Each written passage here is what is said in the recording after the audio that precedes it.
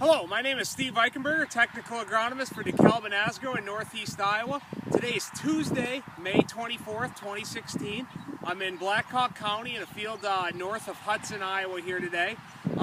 So last week we had a little bit of a scare with the frost.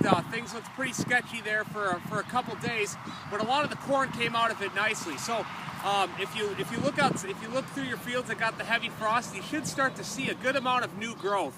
By now you should see maybe an inch or more of new growth. So if you're starting to see that new green material, that tells you it's come out of it okay. If you have fields that you don't see any new growth on, you might want to contact your Asgrow or DeKalb dealer to get more information. But what I really want to talk about today is post-emergence herbicide applications. This corn right here is about V3. So here shortly after Memorial Day weekend, a lot of guys are going to be starting on their post-emergence herbicide applications. So a couple things to remember when you're making post-emergence herbicide applications. So in here we're starting to see quite a few broadleaves in this field. I got a velvet leaf here, I've seen some lamb's quarter. But one thing you really want to look for is those tough to control weeds, whether it's in corn or soybeans. You want to look for any giant ragweed, water hemp, small-seeded broadleaves such as those that are going to be tough to kill. Now if you see those type of weeds or any weeds such as that, you want to make sure you're making your herbicide applications when weeds are 4 inches or smaller. That's about pop can height. You know, a lot of guys like to spray their crops depending on the date or the size of the corn, but really what you should be doing is making your herbicide applications depending on the size of the weed.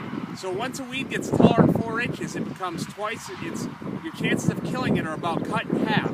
The other thing you want to look for is if you have water hemp or giant ragweed, is when you're making those post-emergence applications, you want to make sure you're using two modes of action, at least 2 modes of action. So if you're using glyphosate alone and you have water hemp or giant ragweed, you want to make sure you're tank mixing it with another mode of action, whether that be a PPO or an HPPD inhibitor, as long as you're using 2 modes of action for that weed. And then finally, we're still a long ways from crop canopy here. So if you do have a field of soybeans or corn with a history of those tough to control weeds, make sure you're using a residual product to make sure you can kill those weeds that have not yet germinated, and you can make it to canopy with that post-emergence herbicide applications. But most importantly, make sure you're always reading and following herbicide labels.